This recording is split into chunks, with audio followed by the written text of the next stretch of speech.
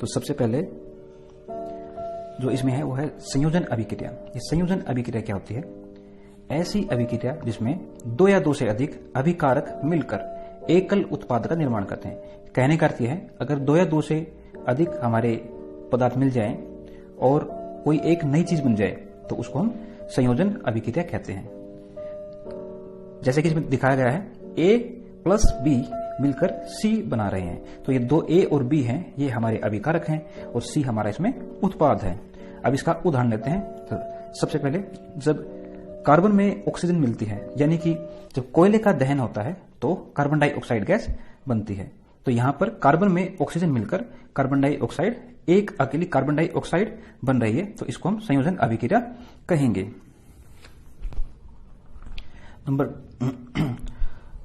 और दूसरे नंबर पर है जल का निर्माण।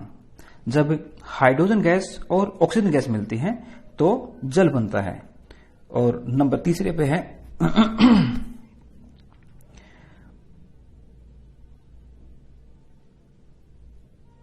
बुझे हुए चूने का निर्माण। कैल्शियम ऑक्साइड यानी कि बिना बुझा हुआ चूना, उसमें जब हम पानी मिलाते हैं तो कैल्शियम हाइड्रोक्साइड CaOH2 बन जाता है। आप लोगों ने भी कई बार देखा होगा कि घर में जब सफेदी होती है और हम चूने में जब पानी मिलाते हैं और पानी मिलाने के बाद जब हम उसमें हाथ देते हैं तो हमें वो गर्म महसूस होता है। तो इसके साथ में ऊर्जा भी निकलती है। नंबर 4 पे है हमारा मैग्नीशियम ऑक्साइड का निर्माण। अब यहां पर देखिए, मैग्नीशियम में जब ऑक्सीजन मिलेगी, यानी कि मैग्नीशियम जब ऑक्सीजन की उपस्थिति में जलता है तो मैग्नीशियम ऑक्साइड बनता है। ये हमारे 10th क्लास की लैब में भी होता है। मैग्नीशियम रिबन होता है, जब हम उसको मोमबत्ती या माचिस की सहायता से जलाते हैं तो वह मैग्नीशियम ऑक्साइड का निर्माण करता है। उसकी जो राख होती है वह मैग्नीशियम ऑक्साइड कहलाती है और वह पूरी लो के साथ में जलता है। मैग्नीशियम है जो हमारा, वो पूरी लो के साथ में जलता है और मैग्नीशियम ऑक्साइड जो कि उसकी राख बनती है वह मैग्नीशियम ऑक्साइड कहलाती है। इसके बाद देखिए अगला है हमारा ऊष्मा अक्षेपी रासायनिक अभिक्रिया। ऊष्मा अक्षेपी का अर्थ क्या है? इसका अर्थ है जिस अभिक्रिया में ऊष्मा उत्पन्न होती हो, यानी कि ऊष्मा निकले, उसको हम कहेंगे ऊष्मा अक्षेपी रासायनिक अभिक्रिया। तो जिन अभिक्रियाओं में उत्पाद के निर्माण के साथ साथ ऊष्मा भी उत्पन्न होती है उन्हें ऊष्माक्षेपी रासायनिक अभिक्रिया कहते हैं। तो इसका सबसे पहला उदाहरण है प्राकृतिक गैस का दहन। तो इसमें देखिए यहां पर मीथेन दी गई है, CH4 मीथेन है। मीथेन जब जलती है ऑक्सीजन की उपस्थिति में तो हमारा कार्बन डाइऑक्साइड, जल और ऊर्जा निकलती है। तो इसको जिस भी रिएक्शन के अंदर ऊर्जा निकलेगी उसको हम ऊष्माक्षेपी रासायनिक अभिक्रिया कहेंगे। दूसरा है शोषण में क्या होता है?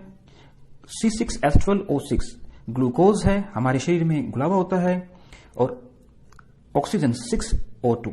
जब ग्लूकोज और ऑक्सीजन मिलते हैं तो कार्बन डाइऑक्साइड, जल और ऊर्जा बनती है। ऊर्जा हमारे शरीर में काम आ जाती है और कार्बन डाइऑक्साइड हमारे शरीर से बाहर निकल जाती है। जो हम सांस छोड़ते हैं उसके जरिए कार्बन डाइऑक्साइड बाहर निकलती है और जो हम सांस लेते हैं उसमें हमारी ऑक्सीजन शरीर के अंदर आती है। तो ये श्वसन की एक पूरी प्रक्रिया है, सांस लेना, शरीर में ऊर्जा बनना और कार्बन डाइऑक्साइड का बाहर निकालना।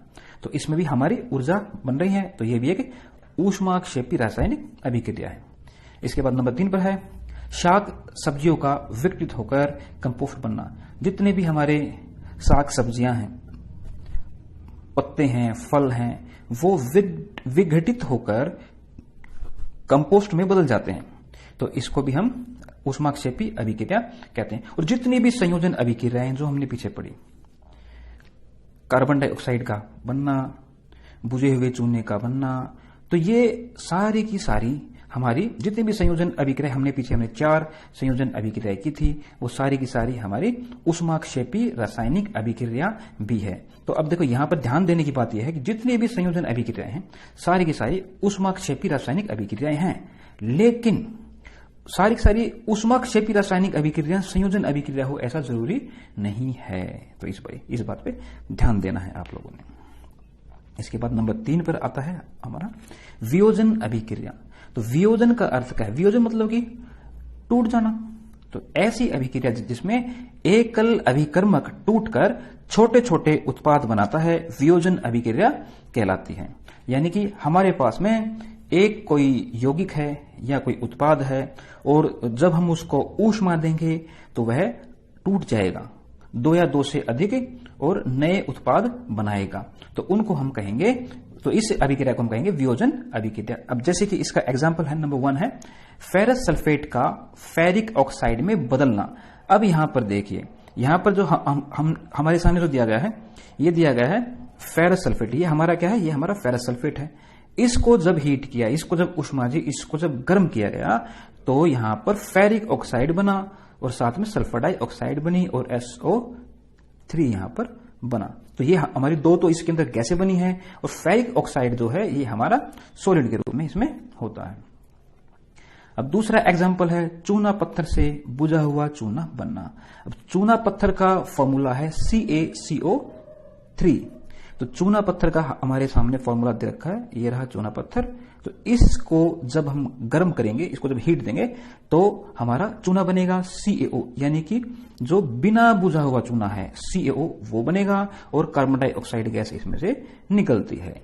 इसके बाद में नंबर 3 पर है लेड नाइट्रेट को गर्म करने पर नाइट्रोजन डाइऑक्साइड का उत्सर्जन होना। जब हम लेड नाइट्रेट को, यानी कि शीशे को जब हम लेड नाइट्रेट को PbNO3 को जब हम गर्म करते हैं तो लेड ऑक्साइड बनता है, और साथ में नाइट्रोजन डाइऑक्साइड गैस इसमें से निकलती है। हमारे यहां पर NO2 नाइट्रोजन डाइऑक्साइड गैस है, और साथ में ऑक्सीजन भी इसमें से निकलती है। अब इसके बाद में नंबर 4 पर है हमारे पास जल का वैद्युत अपघटन। जल का वैद्युत अपघटन जब होता है, यानी कि पानी में अगर हम थोड़ा सा एसिड डाल दें, HCl या H2SO4, थोड़ा अगर हम उसके अंदर, पानी के अंदर थोड़ा एसिड डाल लेते हैं, और फिर उसमें से अगर हम करंट पास करते हैं, तो जल का अपघटन हो जाएगा, यानी कि जल टूट जाएगा। किस किस में? ऑक्सीजन में और हाइड्रोजन गैस में वह टूट जाता है। तो उसमें से, तो ये हम अपनी लैब में भी ये एक्सपेरिमेंट हम कई बार करते हैं। अब देखिए यहां पर जो हमारा एनोड है, एनोड के ऊपर तो ऑक्सीजन निकल रही है, और कैथोड के ऊपर हमारे यहां पर हाइड्रोजन गैस निकल रही है। तो यहां पर हम ये देख सकते हैं आसानी से। देखिए ये हाइड्रोजन गैस निकल रही है, और ये किसके ऊपर है? ये हमारी इसके ऊपर है, कैथोड के ऊपर है। ठीक है, तो ये एग्जाम में पर्सन भी कई बार पूछ लिया जाता है कि जब हमारा जल हाइड्रोजन और ऑक्सीजन में गैस में बदलता है, तो कैथोड के ऊपर कौन सी गैस निकलती है? तो हाइड्रोजन गैस निकलती है। और जब हमारा जो एनोड है, एनोड के ऊपर में ऑक्सीजन गैस यहां पर निकलती है। तो ये हम आसानी से यहां से देख सकते हैं। ये हमारे यहां पर एक्सपेरिमेंट है, कई बार साइंस लैब में हम इसको करते हैं। अब इसके बाद देखिए अगला है प्रकाश की उपस्थिति में सिल्वर क्लोराइड सिल्वर तथा क्लोरीन में बदल जाता है। तो यानी कि सिल्वर क्लोराइड को यदि हम सूर्य के प्रकाश में रख देते हैं, तो वह सिल्वर और क्लोरीन में बदल जाता है। प्रकाश की उपस्थिति में सिल्वर ब्रोमाइड सिल्वर तथा ब्रोमीन में बदल जाता है। अच्छा, इस अभिक्रिया का उपयोग श्याम श्वेत फोटोग्राफी में किया जाता है, यानी ब्लैक एंड व्हाइट फोटोग्राफी के अंदर भी इसमें भी यही अभिक्रिया होती है। ऊष्माशोषी अभिक्रिया। ऊष्माशोषी अभिक्रिया वह अभिक्रिया होती है जिसमें ऊष्मा अवशोषित की जाए, यानी कि हम किसी चीज को गर्म करें और नया उत्पाद बन जाए, यानी कि रिएक्शन हो, हमारी अभिक्रिया हो। कब हो? जब हम किसी चीज को ऊष्मा दें, हीट दें, तो और उसके कारण फिर कोई नया उत्पाद बनता है, तो उसको हम क्या कहेंगे? ऊष्माशोषी अभिक्रिया कहेंगे। तो इसका उदाहरण है, अब देखिए तो इसमें जितनी भी हमारी वियोजन अभिक्रियाएं हैं, जितनी भी हमने पीछे अभी वियोजन अभिक्रियाएं की हैं, वो सारी की सारी अभिक्रियाएं ऊष्माशोषी, क्योंकि आपने देखा था कि हमने उनको ऊष्मा दी थी, तब नए उत्पाद उसमें बने थे। तो जितनी भी वियोजन अभिक्रियाएं वो सारी सारी ऊष्माशोषी अभिक्रियाएं हैं। लेकिन ऐसा जरूरी नहीं है कि जितनी भी ऊष्माशोषी अभिक्रिया हों वो सारी की सारी वियोजन अभिक्रिया भी हो, ऐसा जरूरी नहीं है। ठीक है ना? वियोजन अभिक्रियाएं हैं वो सारी सारी ऊष्माशोषी अभिक्रियाएं जरूर होंगी। अभी के बाद नंबर 6 पर है हमारे सामने, यहां पर नंबर 6 पर है विस्थापन अभिक्रिया। विस्थापन अभिक्रिया में क्या होता है, इस अभिक्रिया में अधिक क्रियाशील तत्व कम क्रियाशील तत्व को विस्थापित कर देता है और उसका स्थान खुद ले लेता है। अब देखिए यहां पर जो पहला उदाहरण दिया गया है Fe यानी कि आयरन, और यहां दूसरा जो हमारा है वो CuSO4। तो कॉपर सल्फेट का हमने विलयन लिया, उसके अंदर लोहे की कील डाल दी, 10-15 मिनट उसको रखे रहने दो, और जब हम उसको निकालेंगे तो लोहे की कील के ऊपर भूरे रंग की परत जम जाती है। ऐसा हम अपने लैब में भी करते हैं। ठीक है, तो यहां पर क्या होता है, जो नया जो विलयन बना वो क्या बनता है, यहां पर बनता है आयरन सल्फेट FeSO4। अब देखो यहां पर ध्यान से आप देख सकते हैं, यहां पर जो नया जो हमारी जो चीज बनती है वो बनती है FeSO4 बन रहा है। तो यहां पर जो आयरन है हमारा यानी कि Fe है, वो कॉपर सल्फेट के विलयन से कॉपर को हटा रहा है, उसको डिस्प्लेस कर दिया है। ठीक है ना, और उसका स्थान खुद ले लिया। तो यानी कि यहां पर हमारा आयरन सल्फेट बन गया। कॉपर से ज्यादा अभिक्रियाशील आयरन है, लोहा है, इसलिए उसने ऐसा किया। अगर मान लो यहां पर आयरन सल्फेट है हमारे पास और इसमें हम कॉपर को मिलाएं तो क्या कॉपर सल्फेट बनेगा? नहीं बनेगा, क्योंकि कॉपर कम अभिक्रियाशील है आयरन से। ठीक है ना, तो ये भी कई बार एग्जाम में पूछते हैं, तो इस पर भी आपने ध्यान देना है कि यहां पर गलती नहीं करनी है। अगर कॉपर सल्फेट दे रखा है और आयरन उसमें मिलाया गया है तो आयरन सल्फेट बनेगा, और यदि आयरन सल्फेट दे रखा है उसके अंदर कॉपर मिलाया गया है तो कॉपर सल्फेट नहीं बनेगा। क्यों नहीं बनेगा? कारण क्या है? क्योंकि कॉपर कम अभिक्रियाशील है आयरन से। अब नेक्स्ट एग्जांपल देखिए, जिंक जब कॉपर सल्फेट में मिलाया जाता है तो जिंक सल्फेट बनता है और कॉपर अलग हो जाता है। वही सेम जो इससे हमने पहले जो नंबर फर्स्ट एग्जांपल में किया वही सेम बात यहां पर है। अब नंबर 3 में देखिए, लेड कॉपर क्लोराइड विलन के अंदर जब मिलाया जाता है तो लेड क्लोराइड बन जाता है और कॉपर अलग हो जाता है।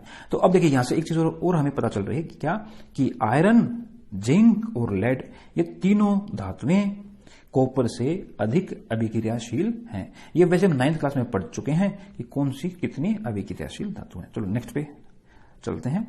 हमारा जो अगला है वह है द्विविस्थापन अभिक्रिया। द्विविस्थापन अभिक्रिया ऐसी अभिक्रिया होती है जिसमें एक दूसरे का स्थान ले ले और जो वहां से जो हटा है वो पहले का स्थान ले ले।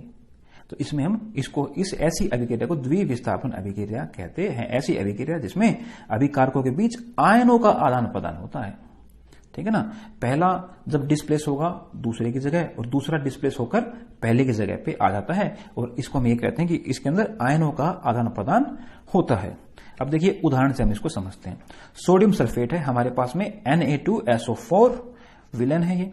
इसके अंदर जब हम बेरियम क्लोराइड BaCl2 विलेन को मिलाते हैं तो हमारे पास में बेरियम सल्फेट बनता है और सोडियम क्लोराइड बनता है। अब यहां पर देखिए Na2SO4 है, Na2SO4 में यहां Na2 का स्थान ले लिया है बेरियम ने, देखिए BaSO4 बन गया। ठीक है, और Na कहां चला गया? Cl के साथ में, तो यहां पर सोडियम क्लोराइड बन गया। अब यहां पर जो बेरियम सल्फेट है ये सॉलिड बनता है, सॉलिड मतलब कि ठोस बनता है, और जो भी अब यहां पर हमारी रिएक्शन होने के बाद जो भी हमारे उत्पाद बने हैं, एक घोल है जो, उसके अंदर बेरियम सल्फेट सॉलिड के रूप में होता है, उसको हम अवक्षेप बोलते हैं। वो उसमें घुलता नहीं है, वो उसके ऊपर रह जाता है, जैसे कि आपने देखा होगा लस्सी के अंदर मक्खन रह जाता है ना, तो ऐसे बेरियम सल्फेट उसके अंदर रह जाता है, तो इसको हम अवक्षेप बोलते हैं। तो यहां पर देखिए इस अभिक्रिया में बेरियम सल्फेट के अवक्षेप का निर्माण होता है। यह श्वेत रंग का पदार्थ जल में अविलेय है, इसे अवक्षेप कहते हैं।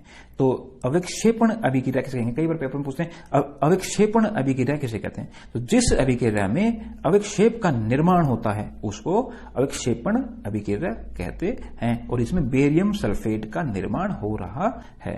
दूसरा एग्जाम्पल है हमारा जल बनता है।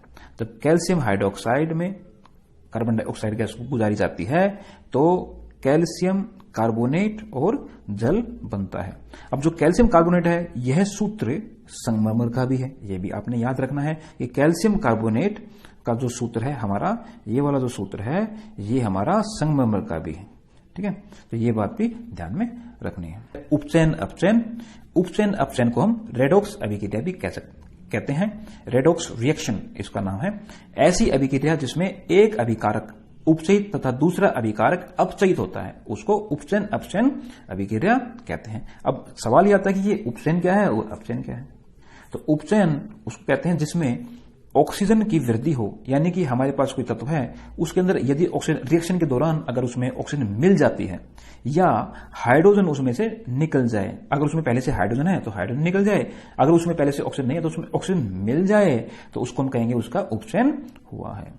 अपचयन क्या होता है? अपचयन इसका बिल्कुल विपरीत है। अपचयन में ऑक्सीजन की हानि होती है, यानी कि ऑक्सीजन उसमें से निकल जाए या हाइड्रोजन उसमें जुड़ जाए, तो उसको हम अपचयन कहते हैं। अब इसके एग्जाम्पल से हम इसको ध्यान से देखते हैं, समझते हैं। कॉपर ऑक्साइड CuO, देखिए यहां पर जो ये दिया हुआ है, ये दिया हुआ है कॉपर ऑक्साइड। तो कॉपर ऑक्साइड और H2 यानी कि हाइड्रोजन की दोनों की जब रिएक्शन होती है, आपस में अभिक्रिया होती है, तो यहां पर कॉपर और जल बनता है। अब कॉपर ऑक्साइड बदल गया किसमें? कॉपर में, तो इसलिए इसका क्या हो रहा है? अपचयन हो रहा है। यानी कि कॉपर ऑक्साइड से ऑक्सीजन निकल गई और कॉपर बच गया, तो अपचयन हुआ। किसका अपचयन हुआ है? कॉपर ऑक्साइड का। कॉपर ऑक्साइड अपचयित हो गया है, यहां पर ये ध्यान देना है, ठीक है ना। अपचयन किसका हुआ है? कॉपर ऑक्साइड का। तो अपचयन होने के बाद बना क्या है? वो बना है कॉपर। अब देखिए हाइड्रोजन में ऑक्सीजन मिल गई, जो कॉपर के साथ जो ऑक्सीजन थी वो कहां चली गई? वो हाइड्रोजन में जाके मिल गई, तो यहां पर जल बन गया। तो इसका उपचयन हुआ। किसका हुआ उपचयन? H2 का। हाइड्रोजन गैस का यहां पर उपचयन हुआ है। तो ये बात यहां पर ध्यान देनी है, क्योंकि इसके अंदर ऑक्सीजन जाकर मिल गई है। अब देखिए कुछ और अन्य उदाहरण है। ZnO प्लस C, ये बदलते हैं Zn प्लस CO में। अब यहां पर देखिए जिंक ऑक्साइड है ZnO, ये बदल रहा है Zn के अंदर। तो यहां पर अब ध्यान से देख सकते हो कि यहां से ऑक्सीजन निकल गई है, ठीक है, यहां से ऑक्सीजन निकल गई, तो यहां से ऑक्सीजन निकली, तो ये क्या हुआ? ये अपचयन हो गया, ठीक है। और यहां से कार्बन के अंदर ऑक्सीजन मिल गई है, तो कार्बन का क्या हुआ है? उपचयन हुआ, क्योंकि कार्बन के अंदर ऑक्सीजन मिल गई है आके, ठीक है ना। ZnO से निकली है और कार्बन में ऑक्सीजन आके मिल गई है, इसलिए कार्बन का यहां पर उपचयन हुआ है और ZnO का यहां पर अपचयन हुआ है। तो अगला जो हमारा एग्जाम्पल है वो भी सेम ऐसी है। MnO2 प्लस 4HCl, ये अभिक्रिया करके बदल रहा है MnCl2 plus 2H2O plus Cl2 में। अब यहां पर देखिए हमने अब यहां पर ये देखना है कि ऑक्सीजन किस में से निकल रही है। ऑक्सीजन जो निकल रही है वो निकल रही है MnO2 से। तो MnO2 से ऑक्सीजन निकलकर क्या बन गया? MnCl2 बन गया। तो ये यहां पर क्या हो गया? अपचयन हुआ है, ठीक है ना। MnO2 का अपचयन होकर MnCl2 बन गया है। तो फिर अगर अपचयन हुआ है तो उपचयन किसका हुआ है? उपचयन अब देखिए उपचयन हुआ है हाइड्रोजन का। क्या मैं ठीक कह रहा हूं? नहीं, हाइड्रोजन का नहीं हुआ है। देखिए उपचयन हुआ है HCl का। किसका हुआ है? HCl का। HCl किस में चेंज हो रहा है? यहाँ पे HCl यहाँ पे चेंज हो रहा है Cl2 में, क्योंकि मैंने कहा था कि या तो हाइड्रोजन निकले या ऑक्सीजन जुड़े, तो उसको हम कहते हैं उपचयन। अब देखिए यहाँ पर HCl में से H निकल गया और Cl2 बच गया खाली, तो यहां पर इसका क्या हो रहा है? इसका यहां पर उपचयन हो रहा है, तो इसको हम उपचयन कहेंगे, ठीक है। तो ये हमारी अभिक्रियाओं के